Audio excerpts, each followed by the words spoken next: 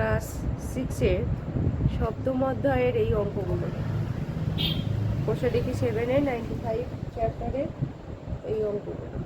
যেমন 6-এর অঙ্কটা আছে, আলিশার দাদা বাড়ি থেকে সাইকেল চেপে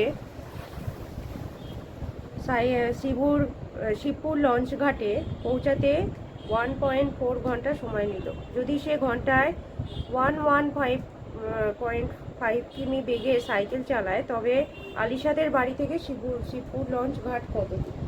আচ্ছা, এই যে এই অঙ্কটা যেটা আছে, এই অঙ্কটায় আমাদের কি চেয়েছে? 1 ঘন্টায় কত যায়, ঘন্টায় বলেছে। তাহলে 1 ঘন্টায় কত যায় সেটা বার করতে হবে। তাহলে কি হবে না, লিখতে হবে 1 ঘন্টায় সাইকেল চালায়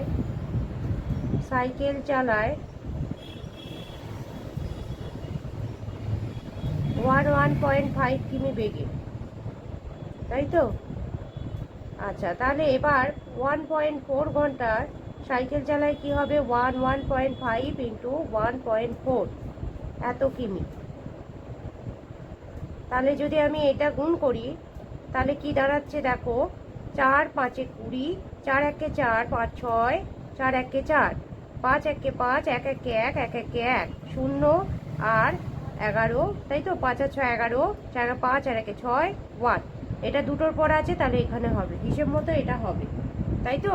তাহলে 16.1 এত কিমি, জিরোর কোনো দাম নেই, এটাই উত্তর।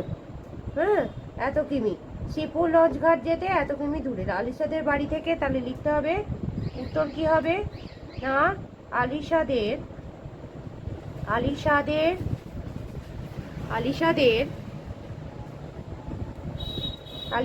বাড়ি থেকে শিবপুর লঞ্চ ঘাট তাহলে কত দূরে? এত কিমি দূরে, তাই তো? তাহলে এই অঙ্কটা হয়ে গেল। অঙ্কটা দেখিয়ে দিলাম কিভাবে হবে, এখানে গুণটা করে দিয়েছি, ঠিক আছে? নেক্সট অঙ্ক বলছে, মা আমাকে 2.5 কিগ্রা ডাল কিনে আনতে বললেন।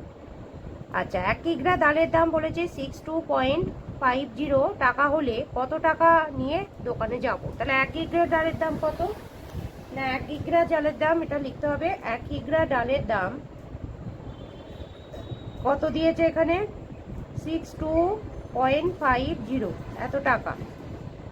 তাহলে এবার এত কিগ্রা ডালের দাম কত হবে? 62.50 ইন্টু 2.5, তাই তো? এত কিগ্রা ইকাল টু কত? 62.50 2.5 ইন্টু 5 5 0 0 5 5 25, 5 2 10, 11 12, 5 6 30, 31, ঠিক আছে? এবার আবার এইটা গুণ করলাম, 2 0 0, 5 2 10, 6 2 2 4 1 5, 6 2 12। তাহলে কত হলো? 0 5 2, 5 আর 1 6, 3 2 5 1। তাহলে কটার পর হলো? 3টে, এই যে এখানে। তাহলে 156.25 এত টাকা, 15625 এত টাকা, ঠিক আছে? এটাই উত্তর। তাহলে এত কিগ্রা এর দাম কত হবে? ডালের দাম এত টাকা। তারপরে বলছে একটা সমবাহু ত্রিভুজের পরিসীমা বলেছে 14.54 সেমি। ওই সমবাহু ত্রিভুজের একটি বাহুর দৈর্ঘ্য কত হবে? তাহলে আমাদের 3টি বাহুর দৈর্ঘ্য বলছে, একটি বাহুর দৈর্ঘ্য, তাহলে আমাদের কত হবে? তা আমরা জানি সমবাহু ত্রিভুজের মানে এটা ধরো, এটা যদি সমবাহু ত্রিভুজ হয়, তাই তো? 3টি বাহুর দৈর্ঘ্য এখানে কি ত্রিভুজের পরিসীমা, মানে এখানে বলেছে পুরো 3টি বাহুর দৈর্ঘ্যই বলে দিয়েছে এত, তাই তো?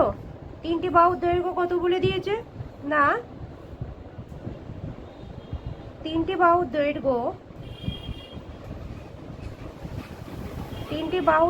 তাহলে কত? 144 এত, তাই তো? 3টি বাহুর দৈর্ঘ্য এত সেমি। তাহলে একটা বাহুর দৈর্ঘ্য কত হবে? তাহলে আমাদের এটা কি করতে হবে? ভাগ করতে হবে। একটা বাহু জানতে চাইলে কি করতে হয়? ভাগ করতে হয়। তাহলে এবার ভাগটা করছি। 3, তাই তো, দশমিকের ভাগ 3, তিরিকে 9, 3 4 12, 2 পয়েন্টটা চলে গেল, 4 হলো, 4 8 24। তাহলে কত হবে একটা বাহুর দৈর্ঘ্য, কত হবে এত সেমি। ঠিক আছে, অবশ্যই আমার এই চ্যানেলটিকে লাইক এবং সাবস্ক্রাইব অবশ্যই করুন। ঠিক আছে, ঠিক আছে।